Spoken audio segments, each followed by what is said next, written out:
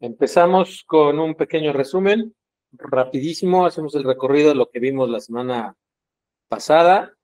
Estamos en el tercer capítulo del libro Brit Shalom.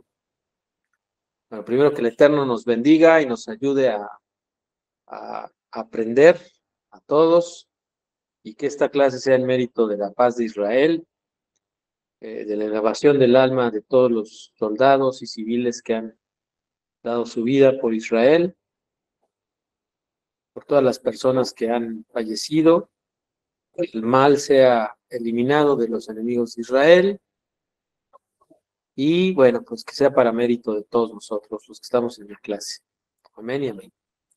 Pero bueno, les decía, estamos en el capítulo 3 del libro Brit Shalom del Rav Uri Sherki, fundador y director del Centro Noahida Mundial, Brit Shalom, quien nos ayuda a aprender de este lado de Brit Olam México.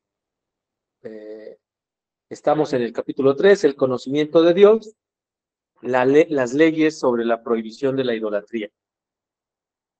Y la semana pasada vimos que la palabra Abodá Zará, que es la que se utiliza para el término idolatría, o como se castellaniza en español, es trabajo.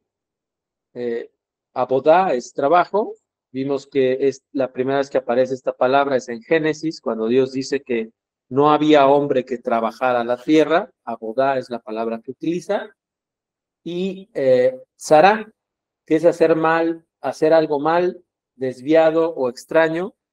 Y veíamos que esta palabra aparece en el capítulo de Levítico, cuando fallecen los hijos de Aarón, que dice que presentar un fuego extraño. La palabra para extraño, o que traduce la Torá castellano extraño, es Zara.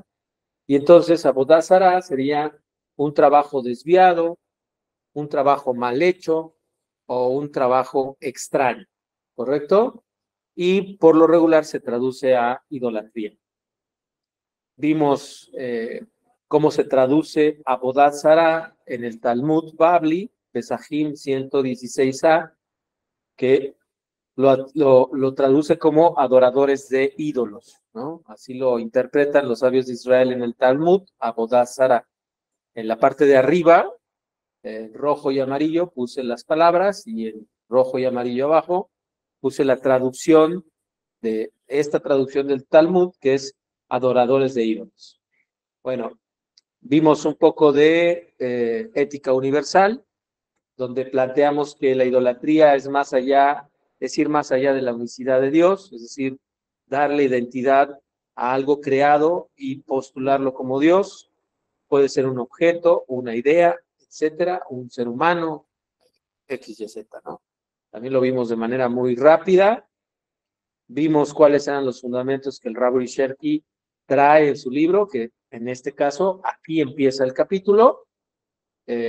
Yo soy el Señor tu Dios, Dios es nuestro Señor, Dios es uno.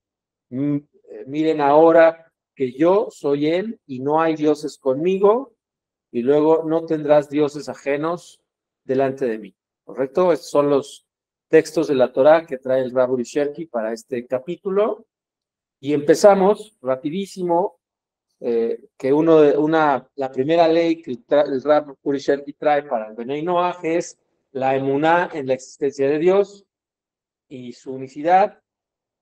Esto fue enseñado o revelado al pueblo de Israel, y en virtud de esto, el pueblo de Israel tiene que compartir y proclamar al mundo entero que no se debe de servir a otros dioses que no sea este específicamente, ¿no? El Dios único, el Dios que entendemos por los 13 principios de Rambam, que quedamos que posteriormente también los íbamos a estudiar. Pero bueno, como es rapidísimo, ¿no? La emuná debe estar basada en 3 tipos de conocimiento, que es la tradición o el testimonio, por medio de los sentidos o por medio de la experiencia, y por medio de la lógica y el razonamiento, ¿no? De estas 3 categorías, la superior o la más sólida es la lógica y el razonamiento. Los principios de Rambam, otra vez, que Dios es uno, que siempre lo fue y lo será, que Dios no tiene cuerpo, ni imagen, ni puede ser representado, y a Él es al que debemos de servir, trabajar y adorar. ¿Correcto? Vimos que el segundo mandamiento trata de que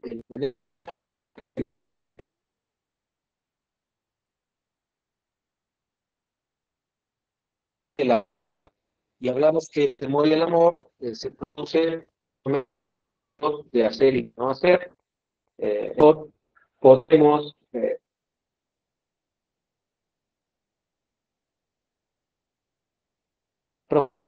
amor y nuestro temor hacia Hashem, ¿no? Es la segunda ley. Luego, tres, que para amar a Hashem hay que conocerlo, para conocerlo, conocer su Torah. Determinamos que es imposible conocer realmente a Dios de una forma concreta, verdadera. Ni siquiera Moshe pudo conocerlo completamente, pero podemos imitar sus amigos. En la ley 4, el hombre debe de estar subyugado o sometido a la voluntad del Creador solamente y a ninguna otra entidad. No hay otra fuerza, otra entidad, otro ser que se compare a Hashem, al Dios único, etc. Luego vimos en la ley 5 que todo el trabajo que debemos hacer debe ser dedicado a Dios, y todo trabajo que no es dedicado a Hashem se denomina idolatría, ¿no? O servicio extraño, o un mal servicio, o un servicio errado, ¿no? Equivocado.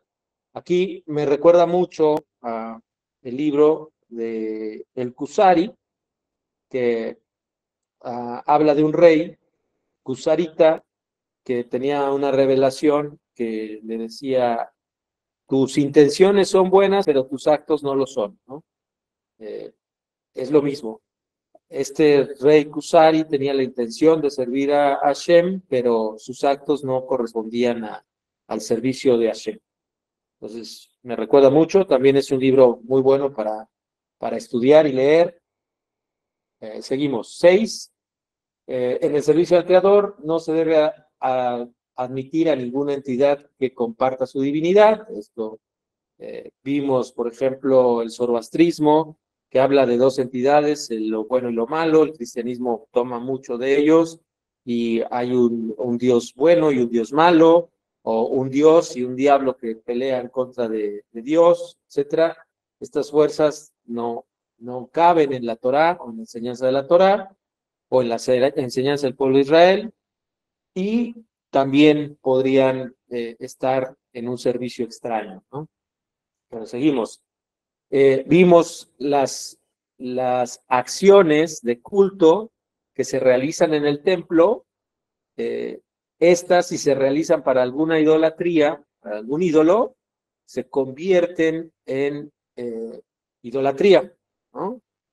Sea o no la forma cotidiana de adorar a tal o hacer el servicio a tal ídolo, si se hace cualquiera de estas cosas, que es la inclinación o postración con el fin de adorar, sacrificar a un animal, quemar una ofrenda y un incienso o similares a nombre de un ídolo, o la libación, vertido de aceite o vino, o recitar ritual que expresa la aceptación de una autoridad divina distinta a Hashem, pues estas 5 acciones, sean al ídolo que sean, si se hacen a un ídolo, se configura la idolatría o la transgresión de idolatría, o estaríamos haciendo idolatría, ¿correcto?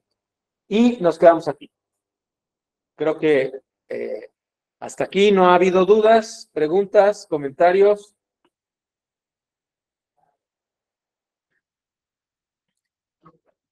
Perfecto. Bueno, pues aquí nos quedamos. Y le pediría de favor a Rosy que me ayudara con la lámina, si me hace favor. a leerla.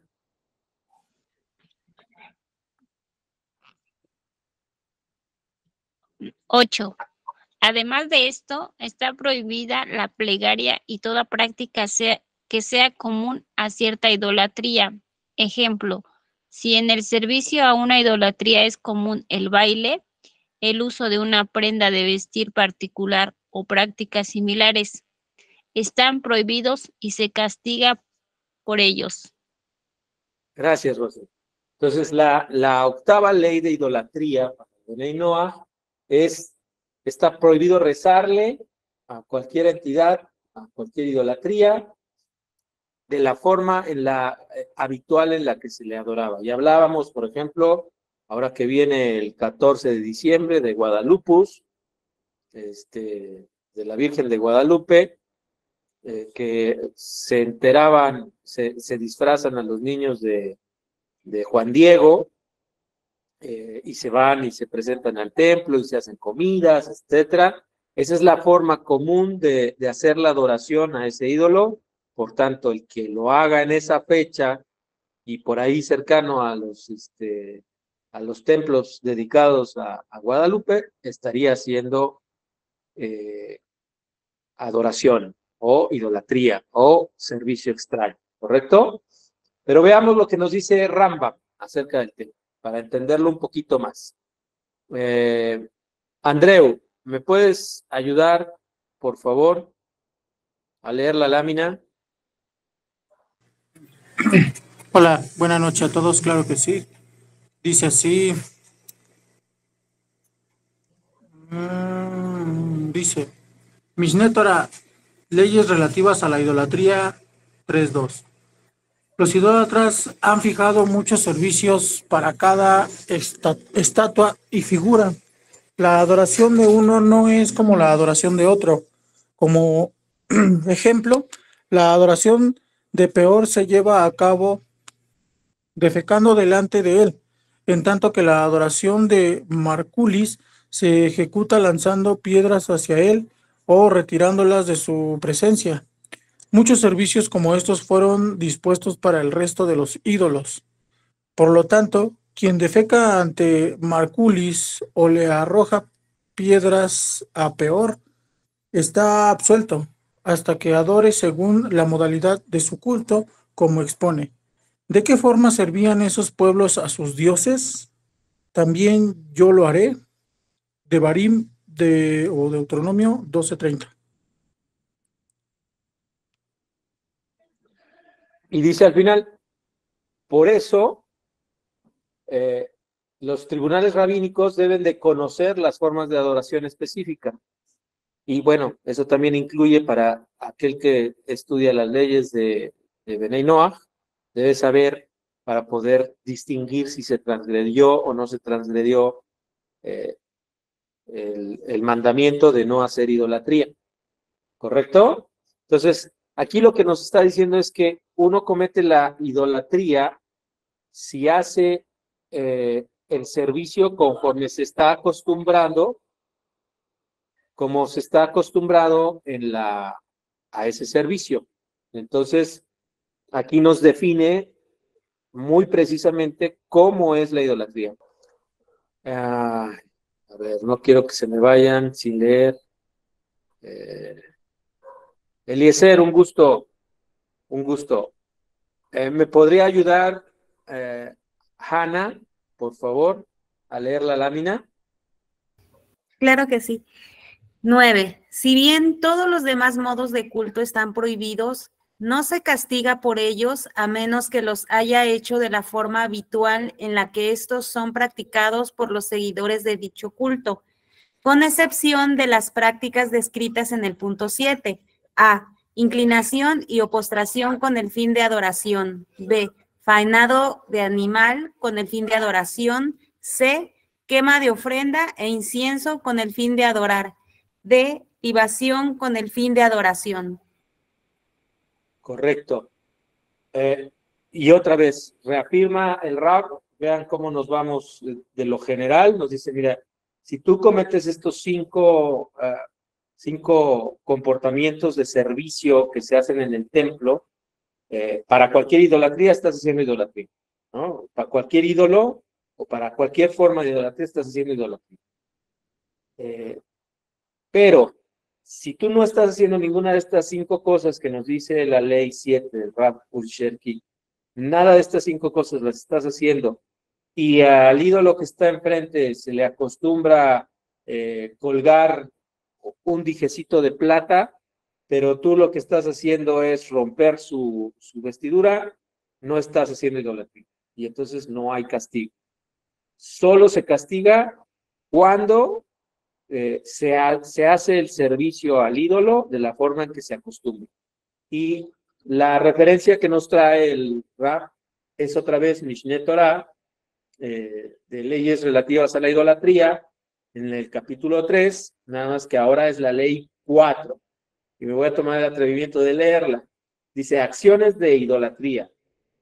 Quien coloca, perdón por la palabra, pero así lo trae el libro traducido, quien coloca excremento en la boca de un ídolo o presenta una libación de orina en una palangana ante un ídolo, es condenado, ya que esto se compara a la aspersión de sangre, que así lo hacen con cualquier ídolo, aunque no sea su forma de adoración, es condenado, ¿no?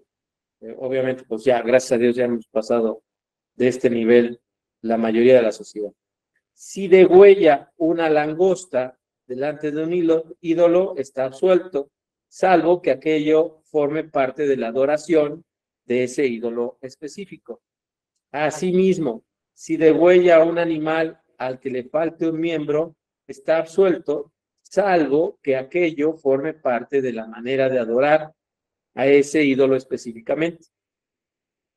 Si la forma de servir a un ídolo es haciendo sonidos frente a él con un palo y alguien rompe un palo delante de él, debe ser condenado por idolatría porque está haciendo un sonido delante de ese ídolo. Y está prohibido tener provecho del palo del ídolo.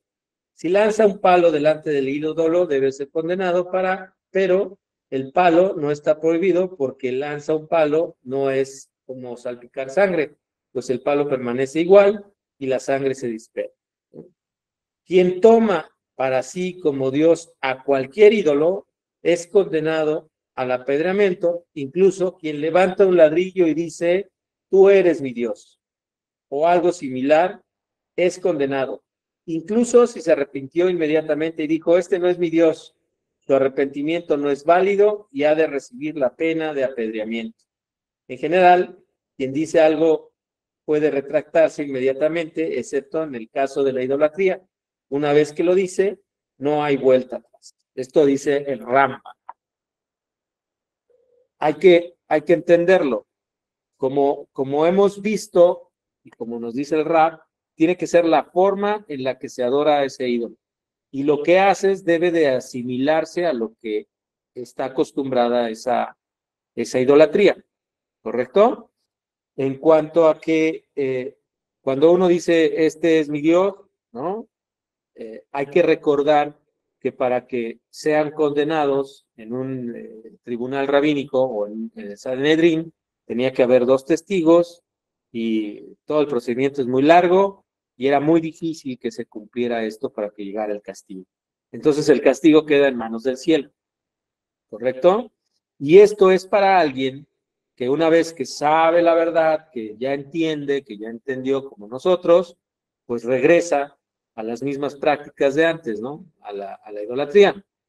La verdad es que está muy difícil. Una vez que ya conoces la verdad del Eterno y te adentras a la Torá y a lo que los rabinos enseñan, es muy difícil que una persona regrese a ese nivel tan bajo que es la idolatría, ¿no?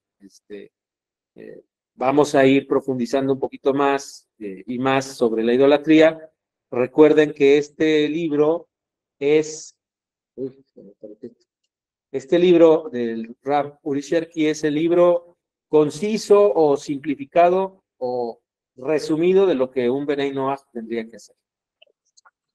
Toda idolatría castigada por un tribunal rabínico de Israel debe ser castigada por el tribunal de los hijos de Noé. La prohibición incluye la adoración de toda fuerza, sea material o espiritual, que exista en la realidad o sea solamente fruto de la imaginación. Dentro de esta prohibición está la adoración a un hombre. De cualquiera de las maneras antes mencionadas, aunque el seguidor piense que esa misma persona o esa misma fuerza no es creada, sino creadora. Correcto. Bueno, el primer capítulo, la ley 10 del Rabbul Sher, que dice: toda idolatría castigada por un tribunal rabínico de Israel debe ser castigada por un tribunal de los hijos de Israel, ¿no? Entonces aquí aprendemos que también va a haber tribunales de los hijos de Noah, ¿no? Basados en la Torá, con las leyes que tenemos, es decir, nuestras leyes van a tener que sintonizarse con la Torá, ¿correcto? Y nos vuelve a remitir de nuevo el libro a Mishneh Torah relativo a la idolatría en el capítulo 2, ¿no? Y fíjense lo que dice el Rambam en la ley. La principal orden contra la idolatría es no idolatrar a ninguna de las creaciones, ni a un ángel, ni a una esfera, ni a una estrella, ni a ninguno de los 4 elementos básicos, como son fuego, aire, tierra y agua, ni a ninguna de las cosas formadas a partir de ellas. Por más que el adorador sepa que Hashem es el Dios y sirva a las creaciones de la manera en que lo hizo Enosh y las personas de su generación en un comienzo, es un idólatra. ¿Correcto? Entonces, si servimos al sol, a la luna, a las estrellas, al fuego, al aire, a la tierra, al agua, a cualquier forma o cosa creada, espiritual o material, estamos haciendo idolatría. Para el pueblo de Israel, acuérdense que esta ley es para el pueblo de Israel. Sobre esto nos advirtió la Torá, donde se expone: cuando eleves tus ojos al cielo y veas el sol, no te posternes a ellos ni los idolatres, ni nos trabajes. Hashem, tu Dios, los entregó a todas las naciones. Deuteronomio 4:19. Es decir, quizá consideres y creas que son ellos, el sol y los astros, los que guían el mundo, puesto que Hashem los diferenció de la conducta de todas las cosas del mundo en general, que viven y existen y se desintegran. En cambio, estos no se desintegran. Y quizás digas que corresponde postrarse ante ellos y adorarlos. Acerca de esto, la Torá ordena y expone: cuídense que no sea que su corazón se tiente. Deuteronomio 11:16. Es decir, no se descarríen por las reflexiones del corazón para servir a estos cuerpos celestes y hacerlos intermediarios entre ustedes y el Creador. A Hashem se accede directamente a través de la plegaria sin intermediarios. ¿Correcto? Entonces, aquí ya va más profundo todavía el Rab. Nos dice: no hay que servir a ninguna cosa creada, material o espiritualmente. ¿Correcto? Que el Eterno les bendiga. Muy buenas noches.